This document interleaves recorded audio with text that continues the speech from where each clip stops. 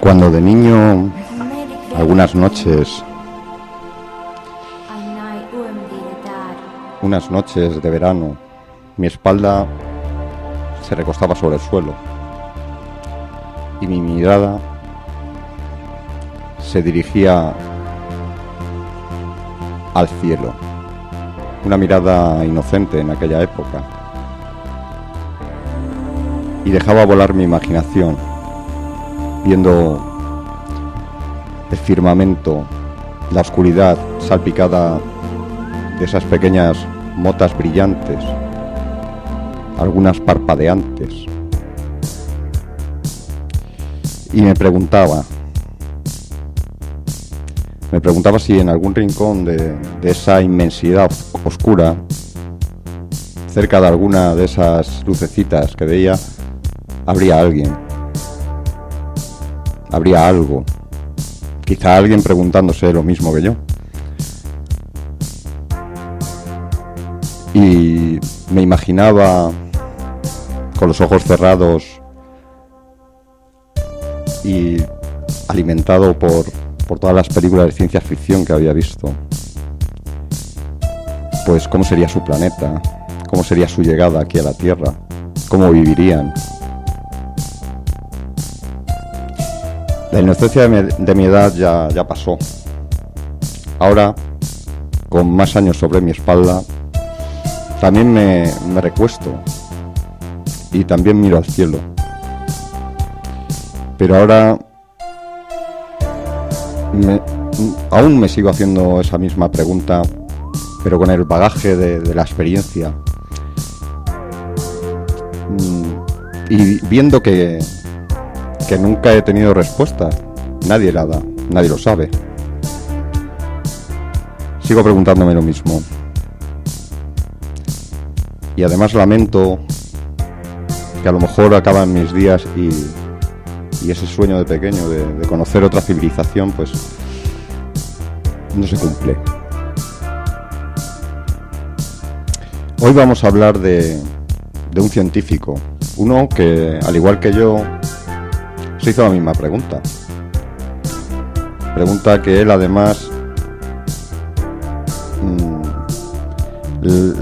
lo hizo de una manera muy particular. Preguntó: ¿dónde está todo el mundo?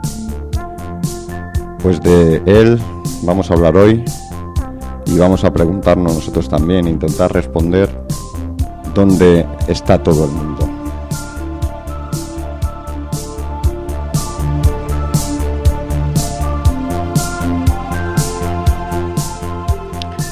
Buenas noches, soy Javier Díaz y estáis escuchando La Jaula de Pandora.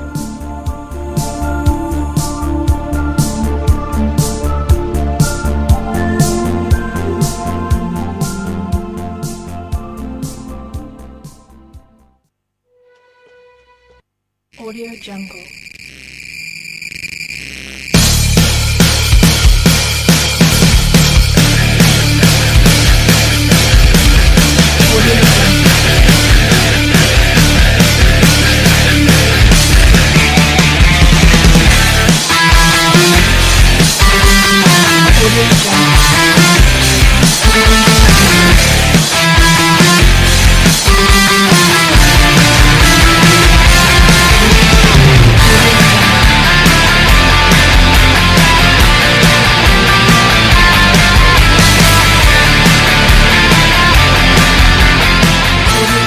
Y bueno, empezamos un día más, una noche más, un programa más. Hoy también me encuentro solo, mis compañeros ambos de vacaciones. Bueno, solo como algún día he dicho, con mi hermano Óscar ahí a los mandos. ¿Qué tal, Óscar? Buenas noches. Buenas noches. Hoy Hoy tenemos un tema muy interesante, muy largo también, podríamos hablar mucho de él. Vamos a hablar de la ecuación de Drake y de la paradoja de Fermi. De la ecuación de Drake solo vamos a dar un dato porque, claro, para hablar de la paradoja de Fermi tendremos primero que hablar de la ecuación de Drake. La paradoja de Fermi, o principio de Fermi también conocido, es una paradoja que tiene, como todas las paradojas, pero esta, más de 150 soluciones. Todos los años, o casi todos los años, sale alguna nueva teoría, alguna nueva hipótesis, alguna nueva solución, pero como cualquier paradoja no tiene ninguna en concreto que digamos, esta es la buena. Por lo menos de momento. Yo creo que no la tenemos porque en principio nos faltan datos. Y hoy vamos a hablar de todo esto. Y como no, vamos a empezar hablando de quién era Fermi. Fermi era un científico, uno muy importante. En los años 50 participó, por ejemplo, en el proyecto Manhattan, el proyecto que creó la bomba nuclear que utilizó Estados Unidos allá en la Segunda Guerra Mundial para tirar sobre Hiroshima y Nagasaki. Recordemos que fueron Fat Boy, Little Boy, estas dos, aunque yo siempre he pensado que realmente no las construyeron ellas, sino que realmente fueron los alemanes y ellos simplemente se apoderaron de ellas. Pero bueno, eso es otro tema aparte y también muy discutido. Enrico Fermi nació en Roma el año 1901 y murió en Chicago, Estados Unidos, en 1954. Fue uno de los más destacados físicos. Y también, por ejemplo, fue premio Nobel de Física. Desarrolló el primer reactor nuclear. Realizó diversas contribuciones en todo tipo de teorías cuánticas, mecánica cuántica, física nuclear y además física de partículas. Este hombre era un genio en este tipo de cosas. Como ya he comentado, en 1938 recibió el Premio Nobel de Física por su labor en varios descubrimientos sobre teoría cuántica y mecánica cuántica. Y además, por sus colegas, es considerado uno de los más importantes científicos del siglo XX. Hay una curiosidad que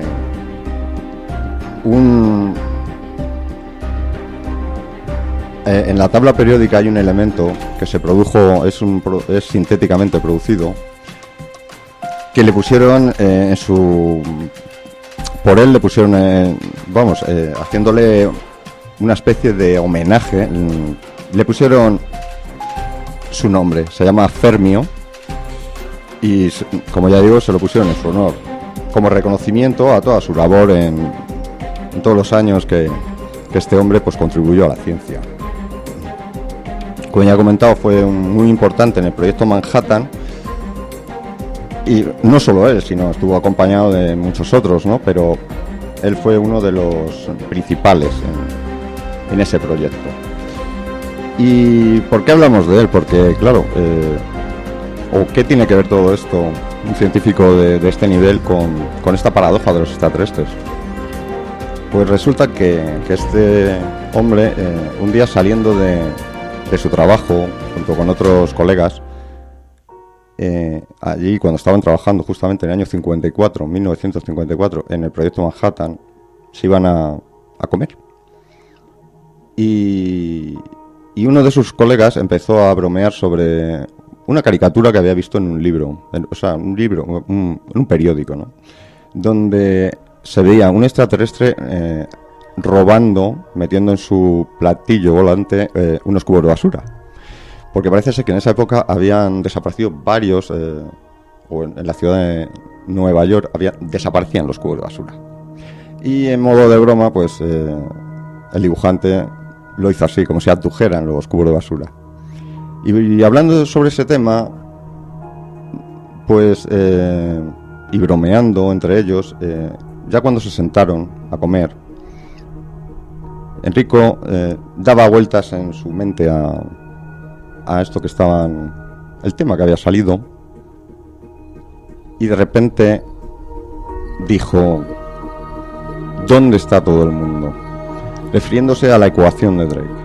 La ecuación de Drake, que nos dice que es una ecuación que tiene un montón de factores, y además muchos esos factores se pueden cambiar, y de hecho en todos estos años van cambiando porque se va conociendo más de lo que viene siendo el universo, los exoplanetas. Y entonces, como las primeras estimaciones daban un número considerable de civilizaciones solamente en nuestra galaxia, en nuestro sistema solar no, sino en nuestra galaxia, la Vía Láctea, Enrico Fermi dijo: si hay tantas posibilidades, ¿dónde están?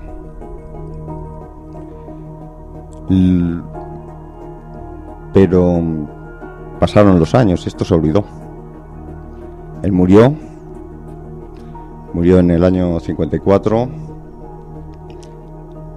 y años más tarde sus amigos, sus compañeros, sus colegas científicos recordaron este episodio y se pusieron a investigar, a realizar esas paradojas. Pero vamos a ver qué nos dice, o qué es exactamente, o cómo podríamos definir la paradoja de Fermi. Bueno, simplemente es una contradicción que hay entre las estimaciones que afirman que hay una alta probabilidad de que existan otras civilizaciones, otras inteligencias en el universo observable. Ya nos vamos más allá de nuestra simple galaxia, en el universo observable, y la ausencia de evidencias. Eso es a grandes rasgos la pregunta. ¿Somos los humanos los únicos o la única civilización avanzada en el universo? Y diría más, civilización simplemente. Y si nos ponemos ya más todavía, ser vivo, aunque también tendríamos que preguntarnos realmente qué es un ser vivo, ¿no? Pero ya es que nos vamos de madre con eso.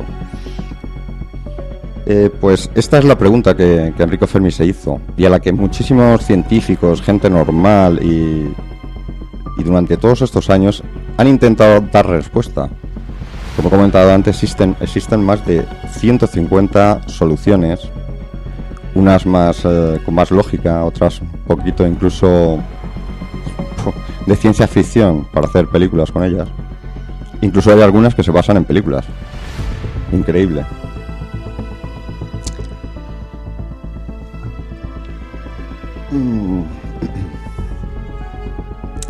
Y lo primero que tendríamos que preguntarnos es ¿cómo buscamos nosotros vida? Claro, estamos hablando de los años 50, cuando todo esto comenzó. Y lo que nosotros sabemos, el común de los mortales, es solamente un estamento que se dedica a la búsqueda activa de señales, que es el SETI. Pero buscan señales de radio, con lo cual imaginarse que esos extraterrestres o esas civilizaciones tienen que comunicarse del mismo modo. ¿Qué quiero decir con todo esto? Que nosotros buscamos una civilización muy parecida a la nuestra, incluso con los mismos pensamientos, con el mismo tipo de gobierno, o muy parecido. Exacto. Y estamos empeñados en eso. Buscamos, por ejemplo, seres basados en el carbono. Como si no pudiese, como si no pudiera, como si no se pudiera dar el hecho de que pudieran formarse otro tipo de seres vivos de otros componentes. Nosotros tenemos aquí en nuestro planeta una cosa clara. Cuando la vida comienza, cuando la vida se abre camino, inunda todo lo que hay a su alrededor, se expande por cualquier sitio. Hace años no sabíamos que en los fondos oceánicos, en los volcanes, en residuos nucleares podría existir vida, ni lo pensábamos. Ahora sí. Eso quiere decir solo una cosa: la vida se adapta a cualquier cosa. Una vez que surge, es imparable. Y tendríamos que, los científicos en concreto, deberían de plantearse la forma y el qué buscar. Porque una cosa está clara: ahora mismo estamos buscando algo que no sabemos qué estamos buscando.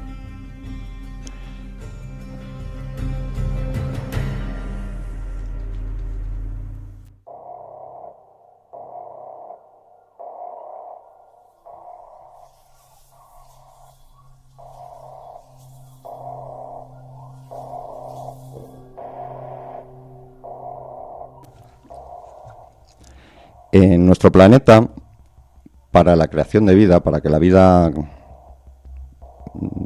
se expandiera, creciese, evolucionase, fue muy importante la Luna. Sin la Luna no podríamos haber existido, o por lo menos como ahora existimos. Quiero decir con esto, ¿podría haber vida? Evidentemente, de otra manera. Eso lo dicen los científicos.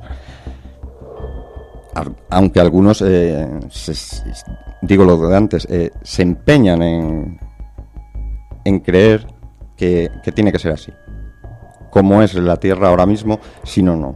Y esto es una hipótesis crucial, llamada la hipótesis de la Tierra especial. Esta hipótesis sugiere que la vida pluricelular puede ser extraña en el universo, o escasa en todo caso. Solamente se podría dar en planetas muy o casi idénticos a la Tierra. Esto se debe a que este grupo de científicos, esta gente alineada con esta hipótesis, dicen que se dan tantas coincidencias improbables en nuestro planeta que hacen posible la vida, que es imposible que haya en otro lugar del universo, o si hay, muy escaso, uno. La Tierra, por ejemplo, o el planeta tiene que estar a una distancia del centro galáctico, a una distancia del Sol, muchas coincidencias. Pero es que un científico se puso a calcular cuántas, y son más de 30.000 coincidencias. Y dado que los mismos científicos dicen que la coincidencia no existe, no es probable, pues entonces ellos mismos se contradicen. Como he comentado antes, la Luna es súper importante para que aquí en la Tierra existiera vida. Ella hace crecer la marea, mueve el centro de la Tierra, haciendo que sea fluido, ¿no? Un metal fluido que cree el electromagnetismo que nos protege de esas eyecciones de masa coronaria y del electromagnetismo y radiación que el Sol proyecta hacia la Tierra. Sin ello sería imposible la vida. Pero vuelvo a lo mismo, imposible tal y como la conocemos. No nos empeñemos en que no pueda haber otro tipo de vida, otros seres acostumbrados a ese entorno. Porque es muy sencillo. Nosotros no podemos sobrevivir, el ser humano, en residuos nucleares, pero bacterias sí. Con lo cual, todo el mundo se adapta, todos los seres se adaptan a donde ellos, a su hábitat. Esta hipótesis también tiene retractores, claro, como todas. Ellos dicen que esta hipótesis está fundada a base de darse condiciones terráqueas para la vida compleja y que excluye diferentes posibilidades de la existencia de otras formas de vida, como ya he comentado. O sea, esto le está diciendo exactamente lo que yo os estoy comentando, que puede darse en otras condiciones otro tipo de vida totalmente diferente y adaptada a esa atmósfera, a esa gravedad, a todo tipo de cosas. Pero hay científicos empeñados en que todo tiene que ser tal y como nosotros lo vivimos aquí en la Tierra. Por eso he comentado antes, para buscar vida primero tendríamos que definir exactamente qué es la vida. Y esta hipótesis, dado el tamaño del universo y la cantidad de galaxias que existen, estadísticamente existe una probabilidad bastante grande de la existencia de vida simplemente en el universo observable. Recordemos que el universo observable es una cantidad muy grande, pero no tenemos ni idea qué hay más allá, porque la luz de esas zonas no ha tenido tiempo de llegar siquiera a nosotros. Y teniendo en cuenta que el universo se expande más rápido que la velocidad de la luz, nunca llegaremos a saber qué hay más allá.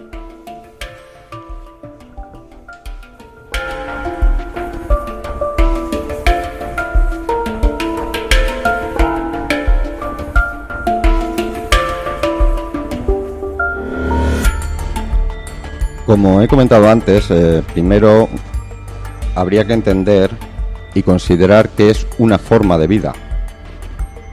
Y os voy a poner un ejemplo.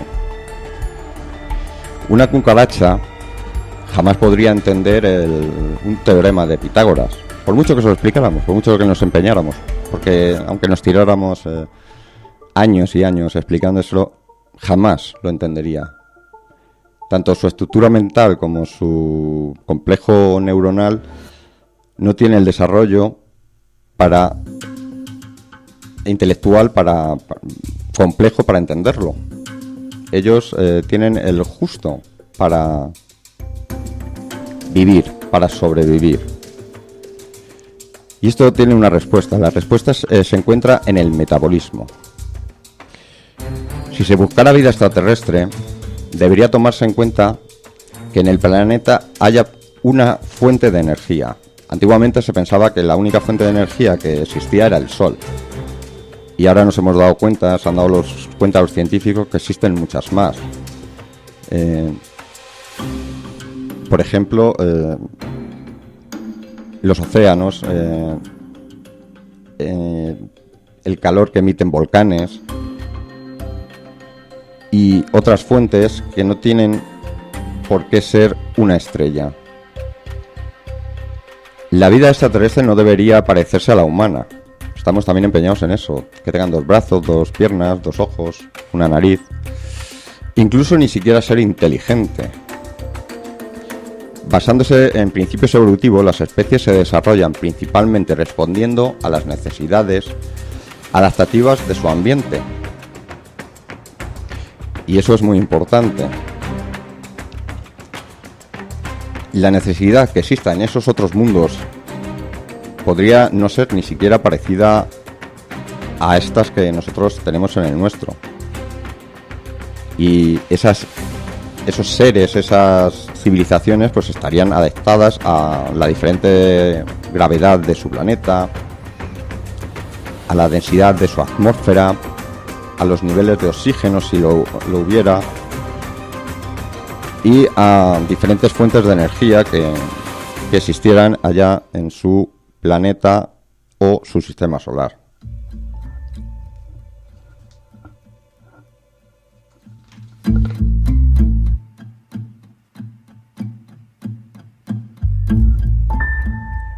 Y ahora vamos a hacer un descansito para ya meternos a fondo con lo que son, y para mí es muy interesante, son las posibles soluciones a la paradoja.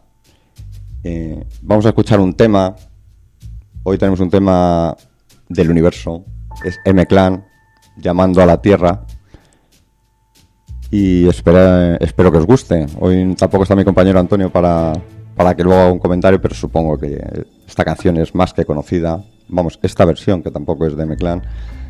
Y para todos vosotros, M-Clan, Llamando a la Tierra.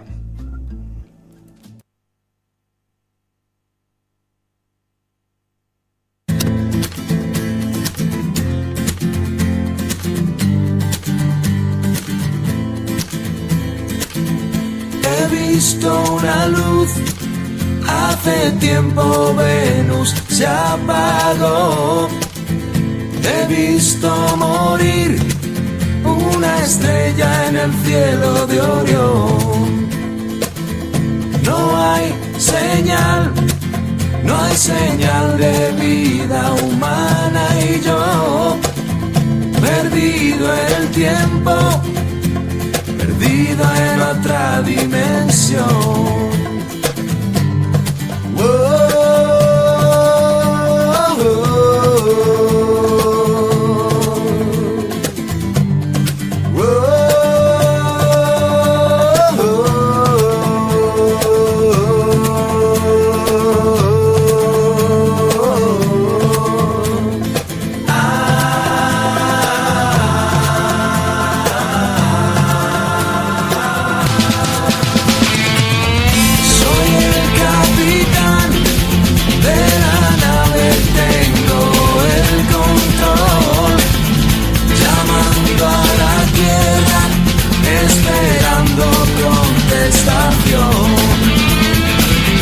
Soy un cowboy del espacio azul eléctrico.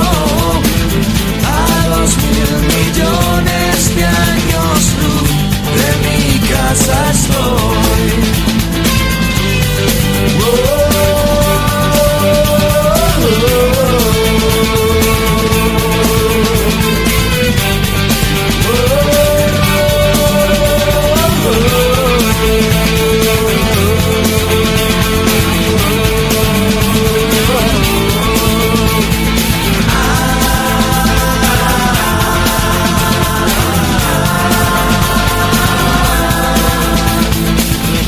Quisiera volver, no termina nunca esta misión. Me acuerdo de ti como un cuento de ciencia ficción. No estoy tan mal, juego al póker con mi ordenador. Se pasan los días, hay noticias desde la estación.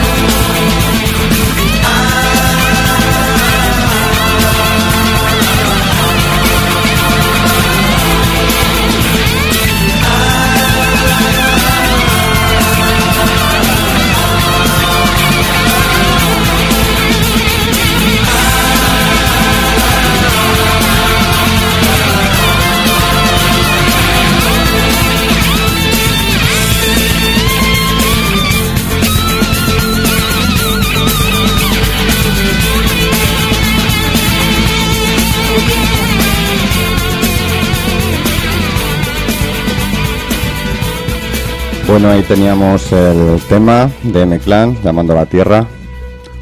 Un tema bastante movidito e interesante por lo que dice la canción, ¿no? Supongo que en un futuro quizá no tan lejano puede que eso que cuenta la canción sea verdadero. Y bueno, sigamos con el tema. Vamos a empezar hablando de esas soluciones que han dado científicos a la paradoja. Y para ello tenemos que empezar por una que es el principio antrópico. Es muy parecida a la hipótesis de la Tierra especial, pero con una diferencia bastante singular, ¿no? El principio antrópico dice o postula la idea de que el planeta Tierra, nuestro sistema solar, está tan finamente ajustado que en ningún sitio, en ninguna parte, en ningún rincón del universo pueden darse las mismas circunstancias, las mismas posibilidades, los mismos sucesos que dieron vida aquí. Entonces no existe. Somos, como la anterior, una Tierra especial, pero ellos encima... La anterior postula casi lo mismo, pero da opción o deja ahí abierto un poco que pueda haber, ¿no? Esta no. Esta directamente dice que hay tantas posibilidades tan particulares que es imposible que se vuelvan a repetir en el universo. A mí me parece que no tienen mucha razón, ¿no? Quien postula esta hipótesis, este principio. Pero bueno, hay muchas ideas, ¿no?, sobre este tema, porque claro, no tenemos ninguna solución concreta. Otra de las soluciones es conocida como la colonización extraterrestre. Y esta postula que, dado la habilidad que tiene la vida para sobreponerse a cualquier tipo de adversidad y colonizar cualquier tipo de hábitat, como nuestro planeta, incluso vamos a basarnos ellos se basan en nuestro planeta, en lo que conocemos, y dado que, como hemos comentado antes, la vida se expande en cualquier tipo de ambiente, en el universo debe darse las mismas circunstancias. Esto quiere decir que si comienza, esa vida se adaptará al entorno, sea cual sea. Y si eso... Hay un pero, claro. Si esto fuera verdad, quiere decir, si hubiera evolucionado una civilización, y ya no digo 100, 10, 20, una. Si solo en nuestro sistema solar, no. En nuestra galaxia, en la galaxia donde nosotros nos ubicamos, allá al fondo, en una de las brazos de la espiral. Si solo en nuestra galaxia se hubiera dado un solo caso y ellos fueran como nosotros, con la tendencia esa de expandirse, explorar, hubieran tardado entre 5 y 50 millones de años en colonizar toda lo que viene siendo la galaxia. Y puesto que no tenemos conocimiento de ello, los científicos dan por hecho que esa civilización no existía, ni ha existido, porque tampoco tenemos ningún tipo de artilugio, ruinas o algo parecido. Esta hipótesis la usan mucho en el programa que echan ahora mucho por la tele de alienígenas ancestrales, y se basan más en esta teoría, es prácticamente la que se basan en esta y en alguna otra más. Van mezclando, hacen una mezcla ahí un poquito rara a veces.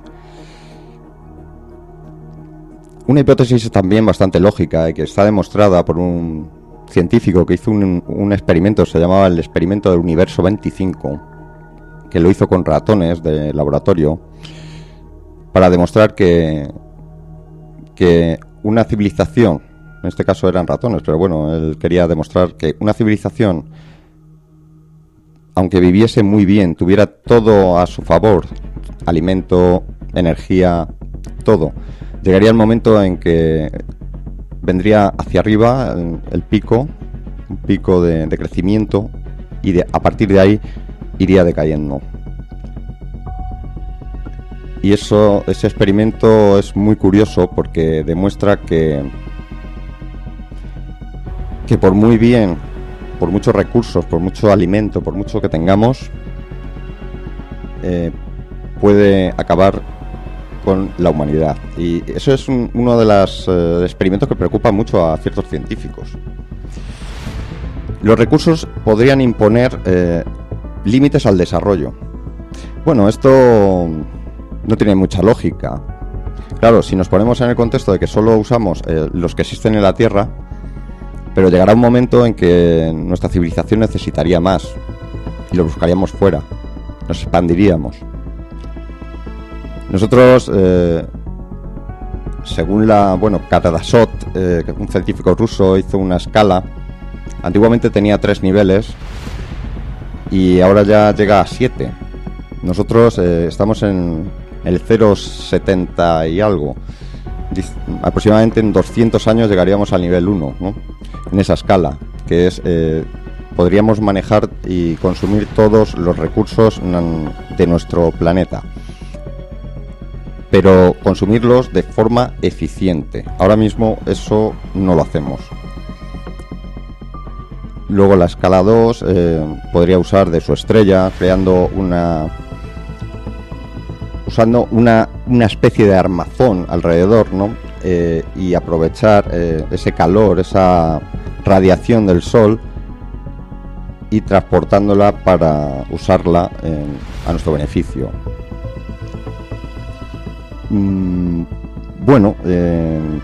A mí esto me parece muy lógica, quiero decir, a mí no me parece que no puedan existir civilizaciones por el hecho de los límites de consumo de energía en su planeta, puesto que llegará un momento en que necesiten salir igual que nosotros lo necesitamos. De hecho, Stephen Hawking dijo que si en 100 años el ser humano no sale de la Tierra, no durará mucho más.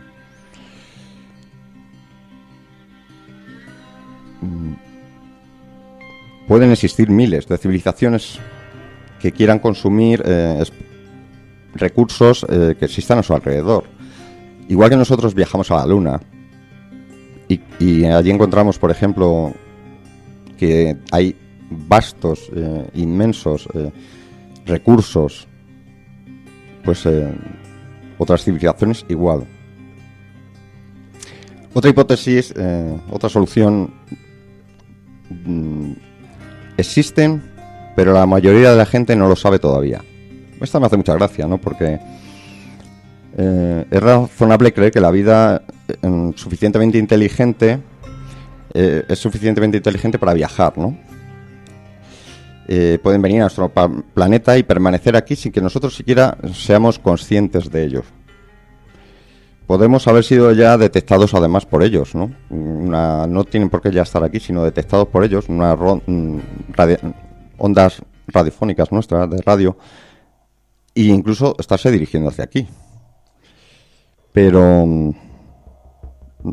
esta hipótesis dice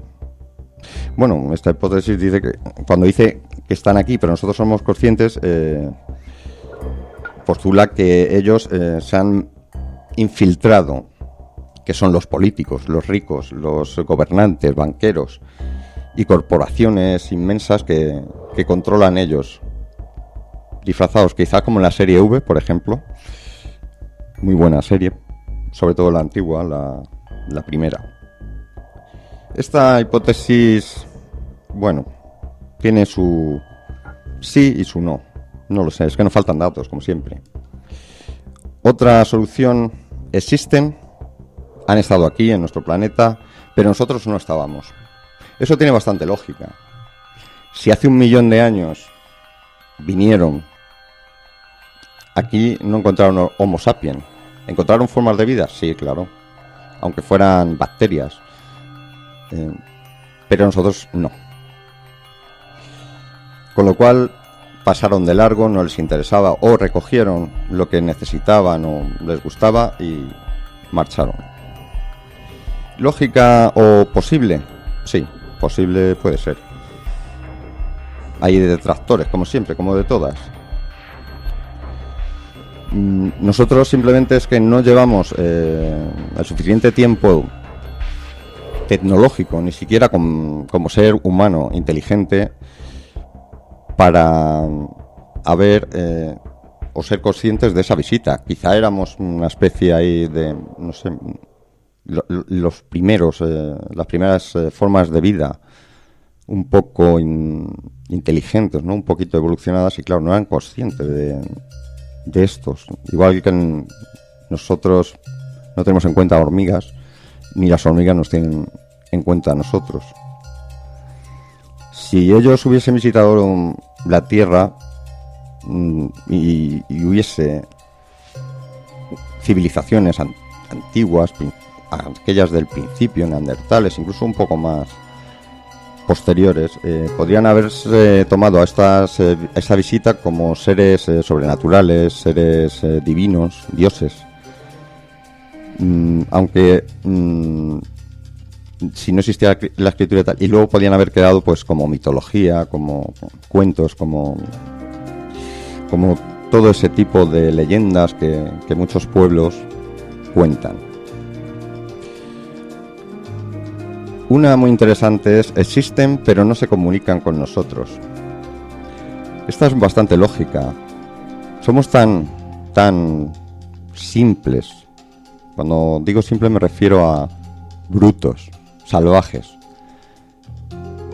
Imaginar que ellos nos ven desde fuera. ¿Por qué iban a querer tener ningún tipo de trato con una especie que ellos mismos luchan por los recursos, no comparten, se matan sin ningún tipo de complejo ni culpa? Pueden decir ellos, pueden pensar, si hacen ellos eso entre ellos, si maltratan su planeta, ¿qué podrían hacer con nosotros? ¿Vamos a ofrecerles algún tipo de tecnología? Imposible. Somos demasiado primitivos para que ellos ni siquiera consideren tratar con nosotros. Esa me parece una bastante lógica, que una civilización dejara que otra evolucionara hasta un cierto nivel donde fueran conscientes tanto de cómo tratan a su planeta como tratan a sus semejantes. Y cuando llegaran a ese nivel, pues ya se darían a conocer. Nosotros, yo creo que en vez de estar avanzando hacia ese nivel, vamos involucionando cada día más. La tecnología cada día es mejor, más rápida, más pequeña, más precisa, y nosotros cada día más brutos, más salvajes, más agresivos, más despiadados.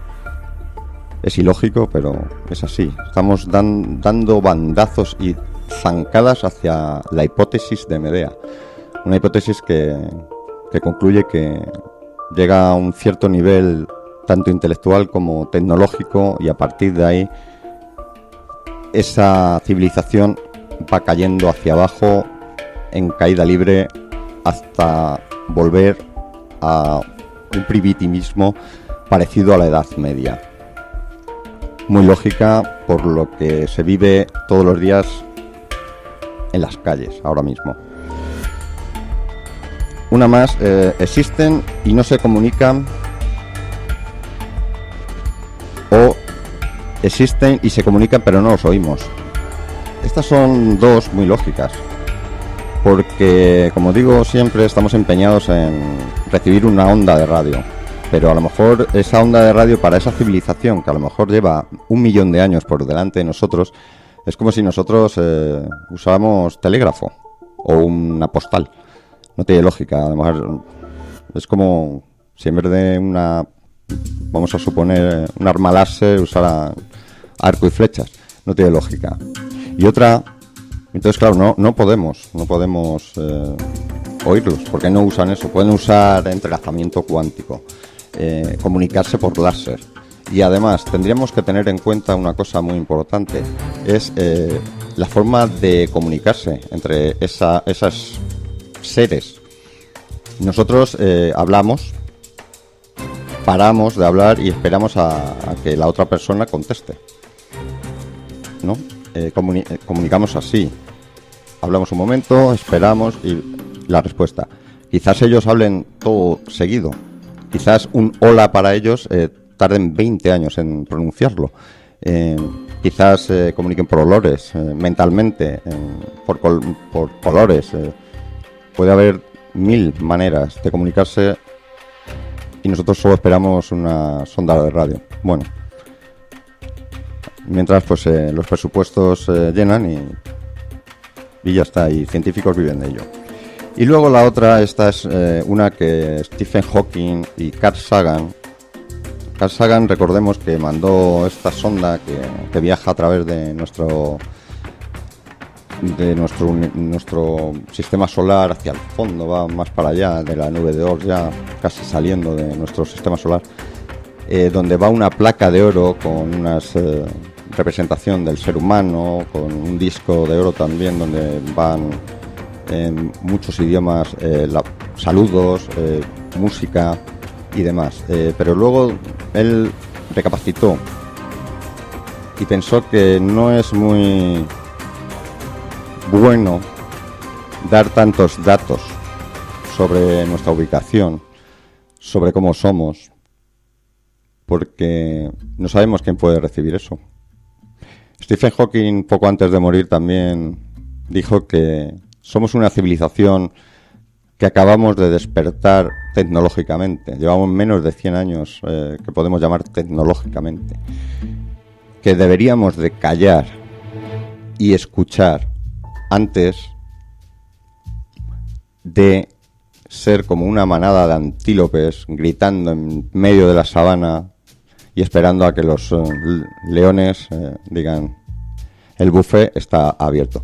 Puede que no es que no entendamos a esas civilizaciones, sino que simplemente estén calladas porque en el universo o en nuestra galaxia exista una supercivilización o una civilización depredadora que cuando es consciente de otra vaya allí y acabe con ella.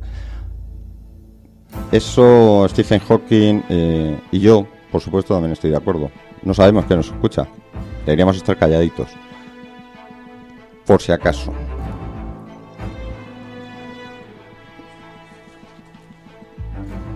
Otra hipótesis, otra de estas respuestas han desaparecido.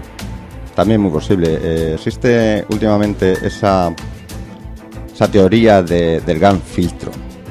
El gran filtro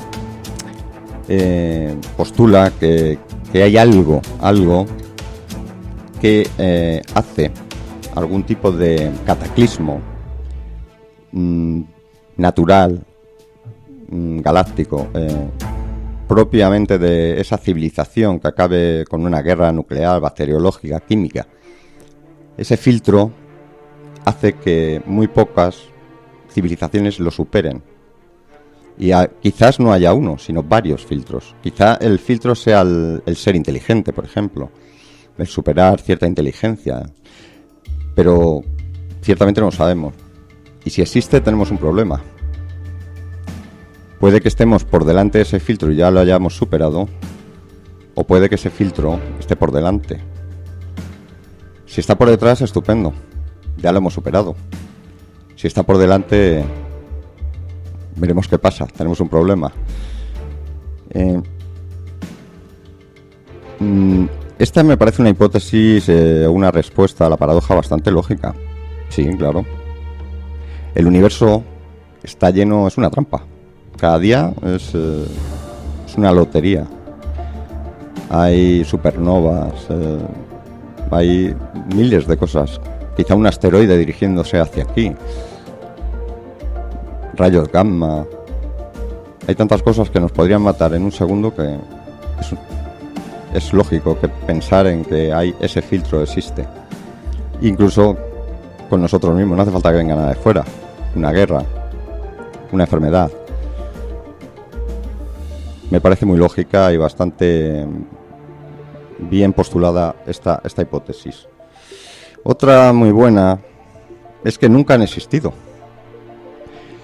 Vamos a ver, ahora mismo esta respuesta a la paradoja, nunca han existido, ahora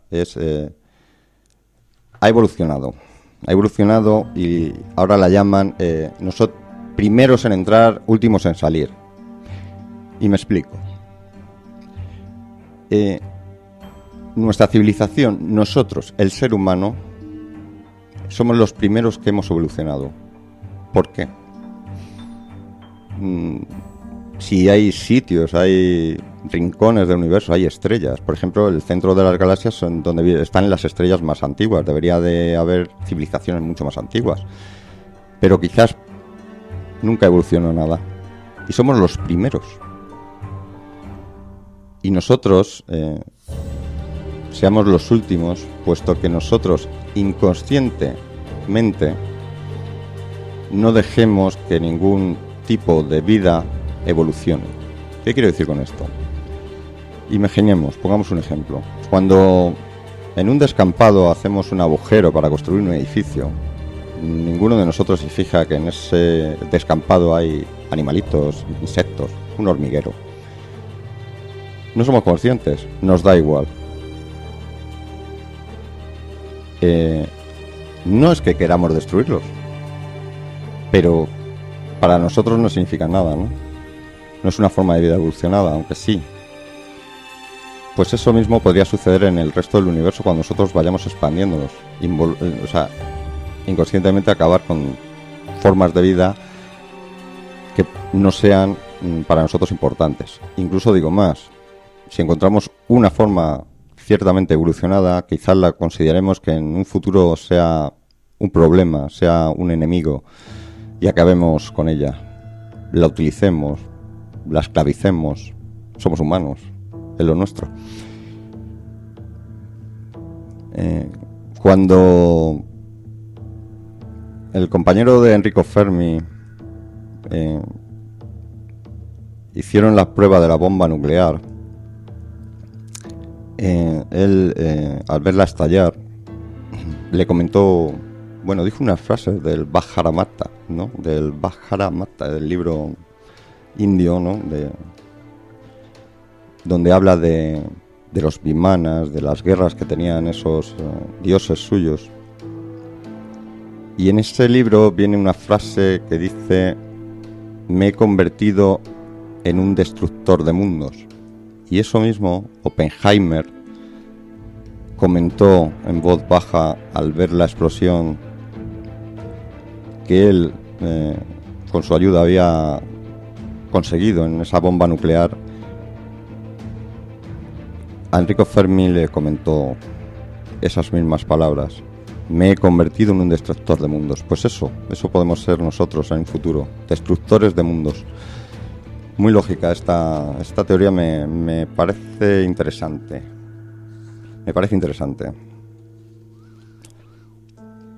Otra posible, y también tiene mucha lógica, es que sí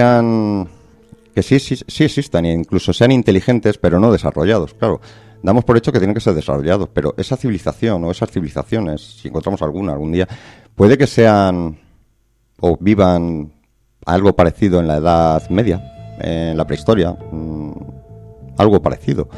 No tienen por qué ser... De hecho, hay un científico que dice que si encontráramos alguna, o iría entre 1 millón y 1.000 millones por delante, o en la Edad de Piedra. Sería, dado que el universo es inmenso, las distancias inmensas, y no tenemos en cuenta el espacio-tiempo. ¿Qué quiere decir esto? Eso es muy importante. Aunque hayan existido millones, tendrían que coincidir tanto en el espacio como en el tiempo. Es decir, nuestro planeta lleva existiendo 4.500 millones de años y han podido desarrollarse cientos de civilizaciones que no han coincidido con nosotros. Con lo cual no quiere decir que ahora mismo no demos con ellas. Es que simplemente ya no existen. O si existen, están muy atrasadas con respecto a nosotros. Y esta me parece también otra que os voy a comentar ahora. También me parece muy interesante, que es la hipótesis de la translación. transcensión, perdón. Esta hipótesis postula una cosa súper interesante, dado que, por ejemplo, nosotros tenemos ahora la de crear cosas grandes, ¿no? Cosas grandes, ¿no? Con la tecnología vamos aumentando nuestra tecnología y ahora tendemos a agrandar, a querer crear pues naves gigantes para viajar, una estrella de Dyson alrededor del Sol para aprovechar su energía, pero vamos a ponernos en la tesitura de que esa civilización ya superó esa etapa y en vez de agrandar, buscar lo grande, ha buscado todo lo contrario. Disminuir. O sea, y me explico. A mayor tamaño, más gasto de energía, ¿no? Esa civilización, al darse cuenta de ello, quiere reducir al mínimo la energía, el gasto de energía. Y como una solución muy lógica es miniaturizar todo. Y vamos más allá. Vamos a ponernos que ya no son entes biológicos, ya tampoco son entes mecánicos, sino que ya han pasado o sea, ellos ya se mueven en un entorno computacional. ¿Qué quiere decir esto? Es que tiene muchos matices esta teoría. Vamos a suponer que esta civilización, como ya he comentado, minimiza los gastos de energía, minimiza los gastos. Y la manera más lógica y más fácil, teniendo una tecnología adecuada, es vivir en un entorno computacional. Vivir dentro de una memoria de un ordenador. Y el sitio más lógico para hacer esto y donde más energía podrían aprovechar es cerca de un agujero negro. Cerca de un agujero negro, además, exactamente se moverían en lo que viene siendo la zona de el borde donde el agujero no termina su atracción no te atrae totalmente, ¿no? Es el horizonte de sucesos, para que me entendáis. En el horizonte de sucesos es el sitio ideal computacionalmente y más aprovechable para este tipo de y lógica de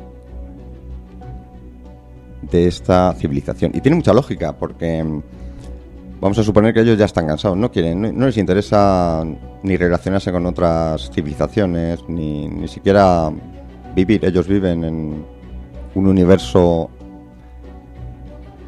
alternativo, un universo creado, un universo para ellos ideal, girando alrededor de un agujero negro sin que nadie los moleste durante el resto del universo, hasta que ese agujero negro se extinga.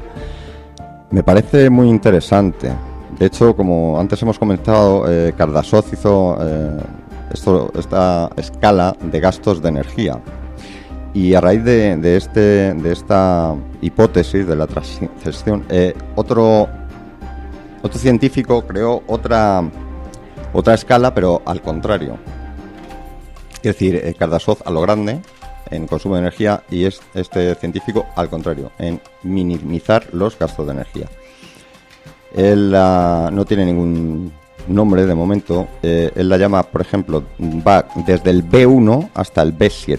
El B1, por ejemplo, es manipular objetos de escala mayor de sí mismo, quiere decir mayor que, por ejemplo, en este caso, de un ser humano.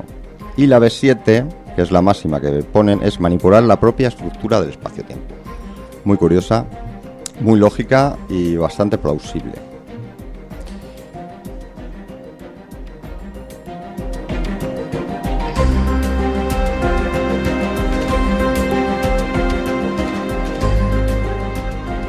Y bueno, radio oyentes, una noche más hemos llegado ya al final. A mí es que se me pasa el tiempo increíblemente rápido, porque además este tema me gusta mucho, el tema de las paradojas de Fermi, porque al tener tantas soluciones, y hay algunas que son súper interesantes y no hemos hablado, como la hipótesis del zoológico, la hipótesis de la granja humana, que ni siquiera nuestro universo sea verdadero, porque eso también tendríamos que hablar de ello, ¿no? Si somos esclavos, si donde vivimos es una prisión, simplemente. Si realmente pertenecemos a una gran confederación galáctica, pero estamos ahí en un rincón y no tratan con nosotros, si somos un coto de caza. Podemos suponer tantas cosas, que puede alguna ser cierta, ninguna. Y bueno, yo os invito a investigar este tema, a que tanto en YouTube como en Facebook nos dejéis vuestras preguntas, vuestra hipótesis incluso sobre este tema, preguntas, lo que queráis.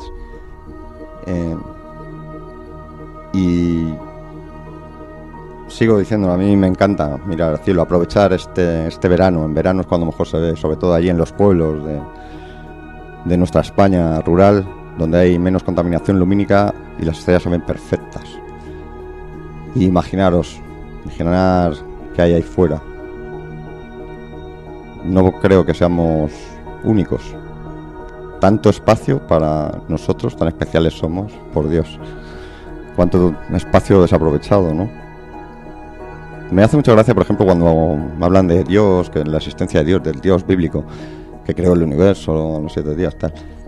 No tiene lógica tampoco, me hace mucha gracia porque digo, ¿para qué creó todo el universo tan inmenso para nosotros exclusivamente? Y además, un universo que nada más salir de nuestra atmósfera nos mataría en segundos. No tiene lógica ninguna. Pues nada más por hoy. Encantado de estar aquí un día más y gracias por escucharnos. Yo soy Javier Díaz. Esto es La Jaula de Pandora, Radio Vallecas 107.5 y hasta la próxima semana. Muchas gracias. Audio Jungle.